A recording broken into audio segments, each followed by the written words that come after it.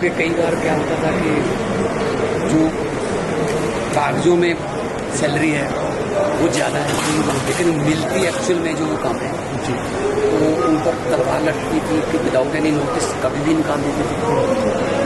तो ये जो बिचौला सिस्टम है खत्म करेंगे। अभी जरूरी जो सेवाएं फायर ब्रिगेड है, जहाँ हाई वोल्टेज बिजली की कंप्लेंट है, सफाई वाले हैं, अभी उनको बिक के लिए धीरे धीरे सबको करेंगे। तो ये बिल सब संभव से पास हो गया। और दूसरा है जो स्कूलों की फीस जी, जो प्राइवेट स्कूलों की मनमर्जी थी वो बंद हो गई। 7800 से ज़्यादा स्कूल है, 32 लाख बच्चे पढ़ते हैं। स्कूल जो है पता नहीं किस किस किस्म की फीसें चार्ज करते थे। उसमें डेफिनेशन दी गई है उस बिल में जी कि 5% से ज़्यादा पर ईयर वो बढ़ा नहीं सकते। पिछले 3 साल का फोरेंसिक ऑडिट होगा ताकि वो 15% से अगर उन्होंने ज़्यादा बढ़ाई है फीस तो उनको वापस करनी पड़ेगी पेरेंट्स को। और फीस का भी डेफिनेशन दिया है कि फीस का मतलब है जो कंपल्सरी पैसे पेरेंट्स से लिए जाते हैं। कोई बिल्डिंग फीस के नाम पे ले लेते हैं, कुछ वोकेशनल टूर के नाम पे ले लेते हैं, कोई ट्रांसपोर्ट फीस हो गई, कोई मतलब ऐसे बहुत सी फीसें ट्यूशन फीस के बिना बना रखी। तो जो भी पैसा पेरेंट्स को देना पड़ता है हम उसको फीस मानेंगे जी।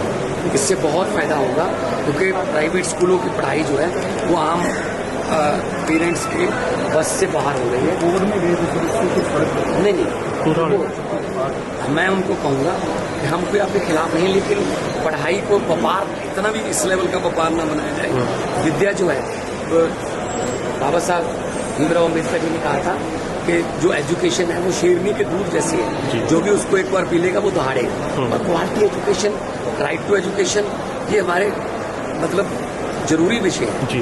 और हर बच्चे को पढ़ाई मिले, क्वालिटी एजुकेशन मिले, और स्कूल जो है वो विद्या को, एजुकेशन को आम लोगों से बाहर ना, पहुंच से बाहर ना करें। तो ये बिल पास हुए। एक पेड़ों का बिल है जी, जिसमें प्रस्ताव है कि पेड़ लगा जो है खासतौर पे जो 70 साल 80 साल पुराने पेड़ है उनके काटने पर हम पाबंदी लगा रहे हैं जी। उसके लिए कमेटी बनी है स्टेट की, गवर्नमेंट की परमिशन के बिना। कोई अगर हाईवे निकल रहा है, हाईवे थोड़ा बहुत इधर उधर कर लो, या कोई कॉलोनी बनानी है तो, लेकिन पेड़ को बचाना है क्योंकि वातावरण को बचाना है। आज ग्लोबल वार्मिंग से पूरी दुनिया पीड़ित है, तो उसके लिए एक सुखबीर सिंह बादल डिलिमिटेशन को लेकर उन्होंने सपोर्ट किया है।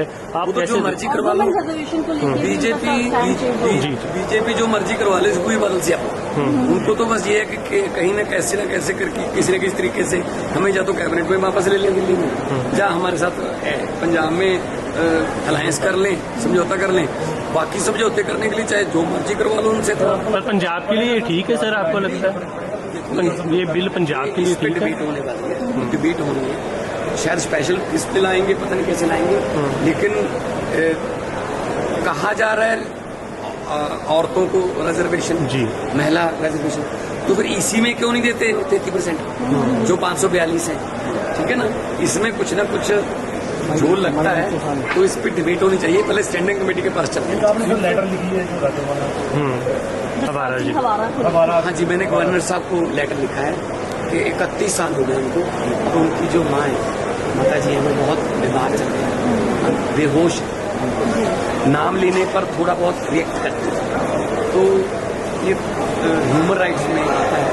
मैंने 10 दिन की पैरोल की सिफारिश की है कि हमें कोई आपत्ति नहीं, हमें कोई दिक्कत नहीं अगर वो बाहर आते हैं।